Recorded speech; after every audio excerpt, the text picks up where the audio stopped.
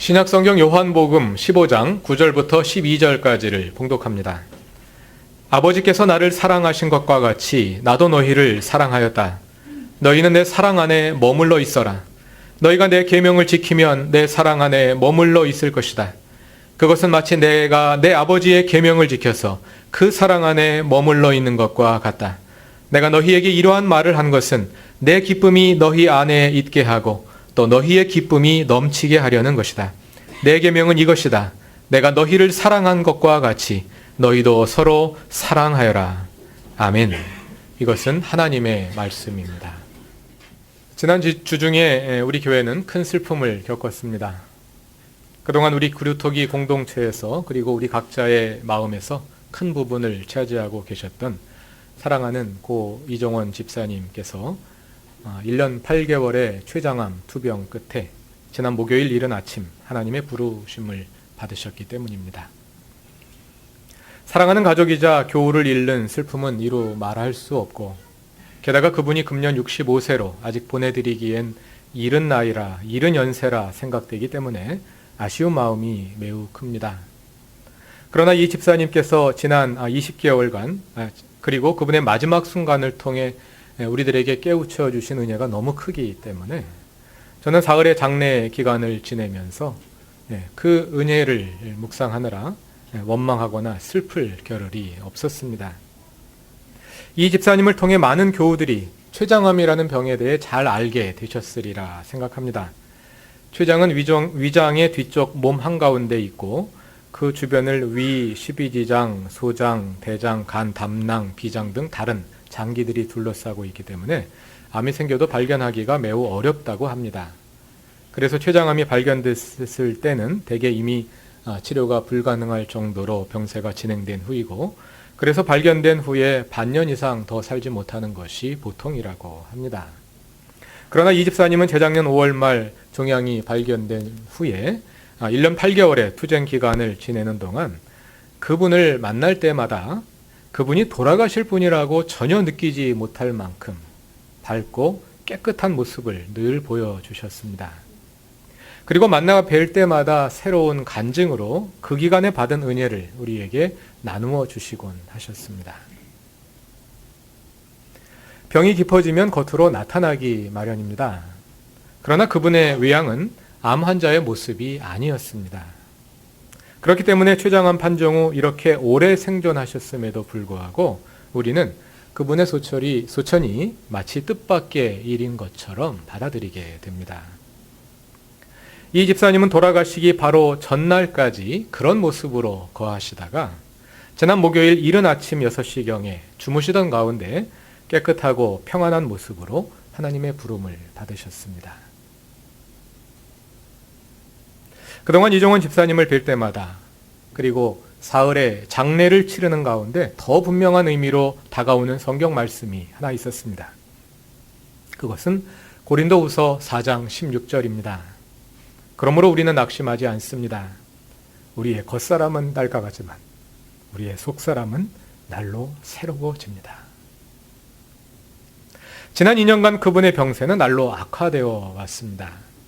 그러나 우리는 그분의 얼굴에서 그것을 읽어낼 수 없었습니다. 오히려 우리는 그분의 건강이 회복되고 있다고 생각했고 결국 자리를 털고 일어날 것이라 믿었습니다. 이 집사님이 그런 모습이실 수 있었던 이유는 그의 겉사람이 낡아가고 약해져가는 가운데 그의 속사람은 오히려 날로 새로워지며 강건해지고 있었기 때문입니다.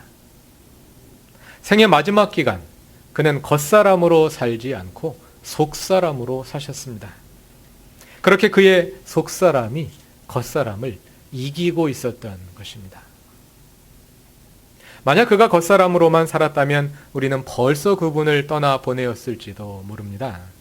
그러나 그는 속사람으로 살았기 때문에 그 아픈 몸을 지니고서도 우리에게 그 큰 은혜를 끼치며 평안 가운데 거하실 수 있었던 것입니다. 그러나 그가 속사람으로 사셨던 결과는 단지 겉사람의 생존을 연장한 것에 그치지 않습니다. 겉사람은 이 땅에 존재하다가 언젠가는 사라져버릴 유한한 존재입니다. 그러나 속사람은 천국으로 이어질 영원한 존재입니다. 이정환 집사님은 유한한 겉사람으로만 살지 않고 속사람을 새롭게 함으로 영원한 삶을 준비하며 그에게 주어진 삶을 사셨습니다. 겉사람과 속사람의 대조는 지난 송구 영신 예배부터 시작해서 신년 새벽 기도회와 금요 심야 기도회를 거쳐 새해 둘째 주일까지 함께 살펴본 에베소서의 핵심 주제 가운데 하나이기도 합니다. 겉사람이란 우리가 이 땅에서 살아가기 위해 취하는 존재 양식입니다. 이것은 단지 우리의 육체만을 가리키는 말이 아닙니다. 물론 우리의 육체는 겉사람의 일부입니다. 그러나 우리는 이 땅에서 육체만 가지고 살아가지는 않지요. 만일 그렇다면 우리는 새끼밥이 해결되고 계절에 따라 몇 벌의 옷이 있고 누울 집만 있으면 행복해야 할 것입니다. 옛날 가난한 시절엔 그럴 줄 알았습니다. 그런데 지금은 경제 문제가 해결되었는데도 우리는 행복하지 않습니다. 왜 그렇습니까? 옆집 사람이 나보다 좋은 음식을 먹기 때문이지요. 내 집에 사나 월세 집에 사나 내 몸이 느끼는 것은 마찬가지인데 왜 우리는 내 집에 살면 편한데 월세 집에 살면 편안하지 않습니까? 그 차이는 육체적인 것이 아니라 정신적이고 사회적인 것이겠지요. 그 정신적이고 사회적인 작용도 우리의 겉사람의 일부입니다. 그것뿐이 아닙니다. 우리가 건강하게 살려면 사회적으로도 그 존재를 인정받아야 합니다. 평생 외톨이가 되어서는 정상적으로 살아가기 어렵습니다. 나이가 들면서 적절한 직업과 지위가 주어지고 그에 걸맞게 다른 사람들로부터도 인정을 받아야 건강하게 살 수 있습니다. 그것도 겉사람의 일부입니다. 다시 말하자면 겉사람이란 우리가 이 땅에 살아가기 위해 취하는 존재 양식으로서 우리의 육체적 존재와 정신적 존재와 사회적 존재를 모두 포함하는 것입니다. 세상 사람들이 열심히 일하는 이유가 뭡니까? 잘 먹고 잘 살기 위해서, 사회적으로 인정받기 위해서, 다른 사람들과 비교해서 번듯하게 살기 위해서 열심히 일합니다. 한마디로 말하자면 겉사람을 위해 살아가는 것입니다. 그러나 우리의 겉사람은 유한하며 시간이 지날수록 낡아갑니다. 우리의 육체는 태어나서 청소년 시절까지 한동안은 더 커지고 더 아름다워지고 더 강해지지만 20대만 넘어서도 성장이 중지하고 아름다움도 빛이 약해지고 우리의 몸의 힘도 더 약해져 갑니다. 그러다가 결국은 한 줌의 재가 되어 끝을 고하고 맙니다. 우리의 사회적 존재와 정신적 존재도 마찬가지입니다. 몸이 약해지면 의지력도 약해지고 기억력이나 사고력도 함께 쇠퇴해가며 사회에서 받는 인정도 이전만 못하게 됩니다. 만일 그것이 우리의 인생의 목표라면, 그래서 우리가 겉사람만을 위하여 살아간다면 우리의 인생은 갈수록 초라해지고 무의미해질 수밖에 없을 것입니다. 그러나 고린도후서 4장 16절은 우리의 겉사람은 낡아가는 반면 우리의 속사람은 날로 새로워진다고 말합니다. 속사람이 새로워지는 것을 가리켜서 에베소서 4장 16절은 속사람이 강건해진다고 말합니다. 속사람이 새로워진다, 속사람이 강건해진다, 이런 말들은 속사람의 성장을 기술하는 표현들입니다. 우리의 겉사람은 한동안은 성장하는 듯 하지만 이내 그 성장은 낡아짐으로 결과합니다. 그러나 우리의 속사람은 성장하면서 끊임없이 더 새로워집니다. 겉사람은 성장하며 한동안 강해지지만 얼마 지나지 않아 그 성장은 오히려 약해짐과 초라해짐으로 결과합니다. 그러나 속사람은 성장할수록 강건해지고 더 아름다워집니다.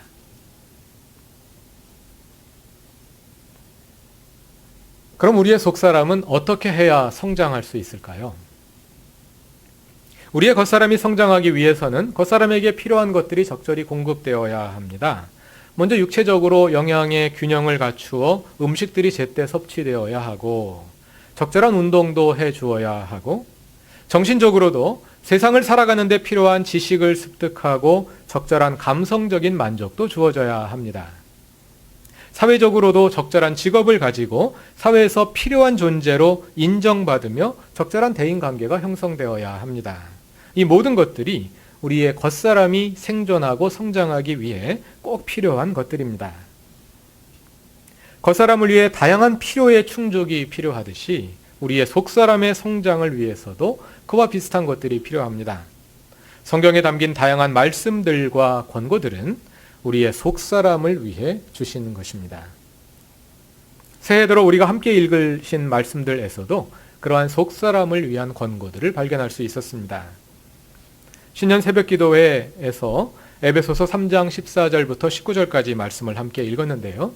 여기에는 에베소 교회의 교우들을 위한 바울의 세 가지 기도가 담겨 있습니다. 그중 두 번째 기도가 16절과 17절입니다. 에베소서 3장 16절과 17절을 다 같이 찾아서 읽어봅시다.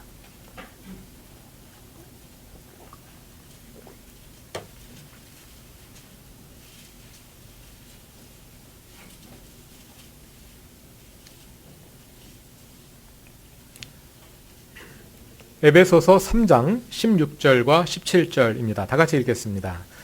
아버지께서 그분의 영광의 풍성하심을 따라 그분의 성령을 통하여 여러분의 속사람을 능력으로 강건하게 하여 주시고 믿음으로 말미암아 그리스도를 여러분의 마음속에 머물러 계시게 하여 주시기를 빕니다.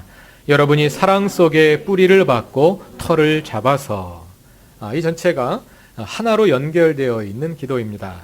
우리말 번역은 또 나눠서 하다 보니까 조금 다르게 번역이 되었습니다만, 바울은 16절에서 우리의 속사람이 강건하게 되기를 기도하는데요.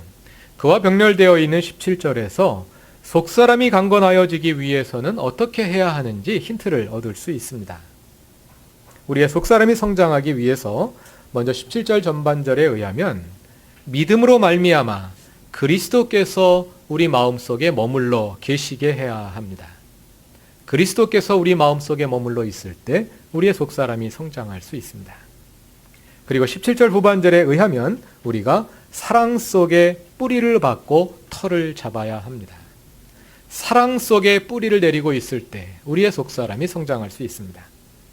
그리스도께서 우리 마음속에 머물러 계시게 하는 것, 그리고 우리가 그리스도의 사랑 속에 뿌리를 받고 털을 잡는 것, 즉 머무름과 사랑 또는 사랑 안에 머무름이라는 주제가 나타나는데요. 그것이 우리의 속사람이 성장하기 위한 중요한 요소입니다.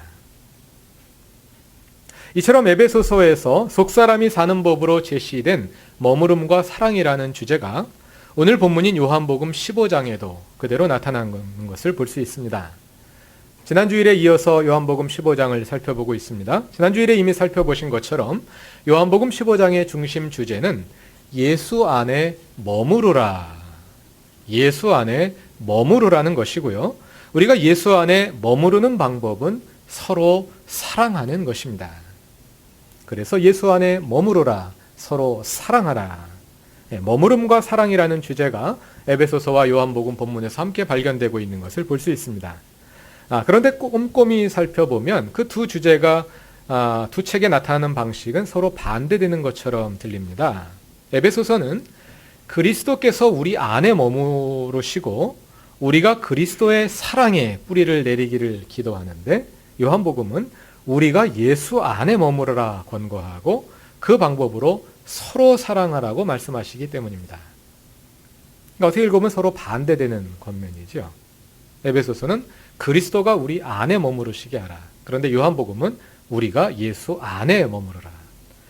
또 에베소서는 우리가 그리스도의 사랑 안에 뿌리를 받고 털을 내리라. 그런데 요한복음은 우리가 서로 사랑하라.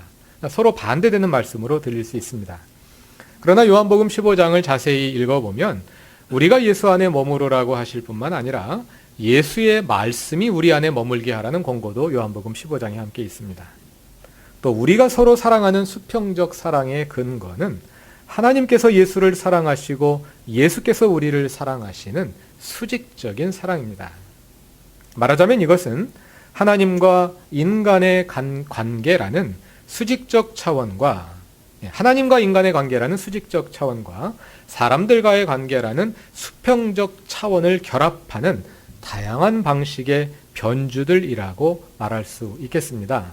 우리가 지난주에도 이미 우리가 예수 안에 머무는 것은 우리와 예수님과의 수직적인 관계를 말하는 것인데, 이 수직적인 관계를 이루기 위해서 서로 사랑하라 이렇게 말씀하시는, 서로 두 개의 차원이 다른 말씀을 하나로 결합해 놓은, 어떻게 보면 논리적인 모순처럼 들리는 그 점을 우리가 살펴본 적이 있습니다. 그런데 그런 수평적 차원과 수직적 차원의 결합은 요한복음에만 나오는 것이 아니라 성경에서 자주 발견되는 그러한 결합입니다. 다양한 방식으로 그 결합이라는 주제가 변주되고 있는 것입니다. 그러니까 에베소서와 요한복음에서 오늘 발견되는 그런 차이는 다양한 방식으로 그 두 차원이 변주되는 가운데 나타나는 차이다. 우리가 이제 이렇게 이해해 볼 수가 있겠습니다. 2주 전 설교 본문이 에베소서 15장 15절부터 20절이었습니다. 그 본문의 중심 질문은 어떻게 살 것인가 였습니다. 어떻게 살 것인가? 어떻게 살 것인가? 이런 질문을 던졌는데요. 그 답이 뭐였느냐면은 예배를 잘 드려라 이거였습니다. 영성 생활에 충실해라 이거였어요. 어떻게 살 것인가? 이렇게 질문을 해놓고 예배와 영성 생활에 충실해라 이런 답을 줍니다. 그런데 지난 주일에 읽은, 또 오늘도 읽고 있는 요한복음 15장은 예수 안에 머무르라 이렇게 권면하면서 서로 사랑하라 이런 답을 줍니다. 뭔가 답이 뒤바뀌었다는 느낌이 들지 않습니까? 예수 안에 머무는 것은 예수님과 우리 사이의 신비적인 결합을 말하는 거잖아요. 그런데 예수 아래 머무르라 해놓고 그 머무는 방법이 서로 사랑하라. 어떻게 살 것인가? 윤리적인 질문을 던져놓고 그 답은 신비적인 답을 줍니다. 윤리적인 질문에 대해서 신비적인 답을 주고 신비적인 질문에 대해서 윤리적인 답을 주는 거예요. 차라리 어떻게 살 것인가 하는 질문에 대한 답으로 서로 사랑하라. 그럼 잘 어울릴 것 같고, 어떻게 하면 우리가 예수 안에 머무를 것인가? 예배를 잘 드리고 영성생활에 충실해라. 그러면 서로 연결되지 않습니까? 그런데 서로 엇갈려 있는 거죠. 왜 이렇게 엇갈려 놓았겠습니까? 두 가지는 항상 같이 가야 되기 때문에 다양한 방식으로 다양한 방식의 변주를 통해서 수직적 차원과 수평적 차원의 결합을 말하고 있는 것입니다. 우리의 속사람이 성장하기 위해 우리는 예수 안에 머물러야 합니다. 우리의 육체가, 또 우리의 겉사람이, 정신적이고 사회적이고 육체적인 우리의 겉사람이 생존하고 성장하기 위해 그에 필요한 것들의 공급이 필요하듯이 우리의 속사람이 성장하기 위해서는 마치 가지가 포도나무에 붙어 있어 그 포도나무로부터 양분을 공급받듯이, 그래서 가지가 싱싱하고 아름답게 자라나며 풍성한 열매를 맺듯이 우리의 속사람도 예수 안에 머물러 있어야 합니다. 예수 안에 머물러서 속사람에게 필요한 양분을 공급받아야 우리의 속사람이 생존할 수 있고 또 성장할 수 있습니다. 그런데 예수 안에 머물기 위해 우리는 서로 사랑해야 합니다. 신앙의 수직적 차원과 수평적 차원이 함께 가야 합니다. 윤리와 영성이 함께 가야 하는 것입니다. 우리의 일상적인 삶과 하나님과의 관계에서 누리는 그 신비가 함께 가야 하는 것입니다. 그것이 우리의 속사람이 성장하는 방법입니다. 그런데 이것은 한 차원이 다른 차원을 대체하는 것을 의미하지 않습니다. 나는 예수 안에 머무는 영성훈련에 힘을 다하느라 다른 사람을 사랑할 여력이 없다거나, 아니면 나는 이웃을 돕는 일에 최선을 다하고 있기 때문에 영성생활에 특별히 신경을 쓰지 않아도 하나님과의 관계가 저절로 해결될 것이라는 기대는 어리석은 기대입니다. 우리의 그리스도인됨은 한편 예배와 영성생활을 통해 실현되며, 다른 한편 그리스도인다운 일상의 사회적 실천을 통해 실현됩니다. 말씀과 기도 없이 하나님과의 관계가 결코 발전될 수 없습니다. 마찬가지로 그 말씀을 일상의 삶 속에서 실천하려는 노력 없이 하나님과의 관계가 발전할 수 없습니다.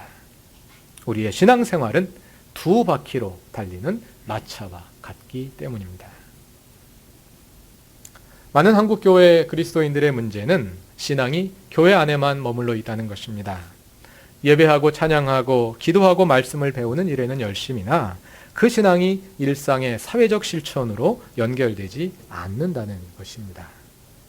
반면에 그것을 비판하는 분들 가운데는 사회적 실천에만 집중하면서 하나님과의 깊은 관계를 발전시키는 영성적 삶은 소홀히 하는 분들도 있습니다.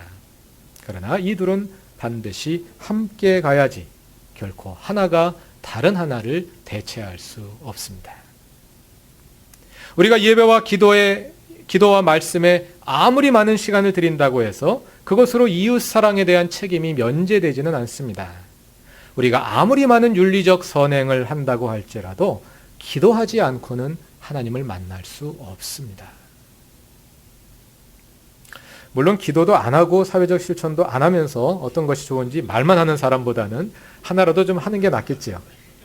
네, 그러나 지금은 둘 사이에 균형이 필요한 때입니다. 물론 그 가운데 우선되는 것은 예수 안에 머무르는 것입니다. 그것이 우선입니다. 우리가 다른 사람을 사랑할 수 있는 힘은 우리가 예수 안에 머무를 때 그 머무름에서 나오기 때문입니다. 오늘 찬양대 찬양에 담긴 내용처럼 사랑하는 자들아 우리가 서로 사랑하자 하는 그 권면이 가능한 것은 하나님께서 그 독생자를 보내시기까지 우리를 사랑하셨기 때문에 그 사랑으로 우리가 서로 사랑할 수 있는 거죠. 사랑의 이 수직적 차원과 수평적 차원은 항상 함께 가야 하는 것인데 그럼에도 불구하고 수직적 차원이 분명한 토대입니다. 이 사랑의 수직적 차원이 없이는 수평적 차원이 세워질 수 없습니다. 그러나 두 가지는 항상 함께 가야 합니다. 이것이 성경이 우리에게 가르쳐주는 것입니다. 객차가 자기 바퀴로 달릴 수 없듯이 그래서 객차가 기관차 뒤에 견고히 머물듯이 우리가 예수의 사랑 안에 머물 때 우리는 그 사랑으로 다른 사람들도 사랑할 수 있게 될 것입니다. 사랑하는 교회 여러분, 새해를 바라보는 우리의 관심이 혹시 겉사람에 치중되어 있지는 않습니까? 그것이 우리의 육체적 존재이든 정신적 존재이든 사회적 존재이든 겉사람은 갈수록 낡아갑니다. 그래서 겉사람을 추구하는 삶은 결국 허무로 귀착할 수밖에 없습니다. 우리의 관심을 속사람으로 조금 더 옮겨봅시다. 그래서 우리가 어떻게 더 예수 안에 머무를 수 있을지, 우리가 어떻게 더 다른 사람들을 사랑할 수 있을지, 그것이 이 한 해 우리의 가장 큰 관심사가 되게 해봅시다. 포도나무이신 예수 안에 머물러 풍성한 양분을 공급받으며 아름답고 충실한 속사람의 열매를 맺는 이 한 해가 되시기 바랍니다. 우리가 예수 안에 머무를 때, 그리고 우리가 서로 사랑할 때, 비록 우리의 겉사람이 낡아갈지라도 우리의 속사람은 날로 새롭고 또 강건해질 것입니다. 다 같이 기도드리겠습니다. 우리의 속사람을 날로 새롭게 하시는 하나님, 겉사람을 추구하며 우상시하는 세상을 살아가며 우리도 알지 못하는 사이 그러한 삶에 함몰되어 가는 우리 자신을 보게 됩니다. 속사람의 성장을 추구하는 참 그리스도인들이 되게 하옵소서. 우리의 삶에서 신앙의 수직적 차원과 수평적 차원이 균형을 이루게 하시고 포도나무이신 예수 안에 머물러 날로 새로워져 가는 속사람의 열매를 맺게 하옵소서. 예수님의 이름으로 기도드립니다. 아멘.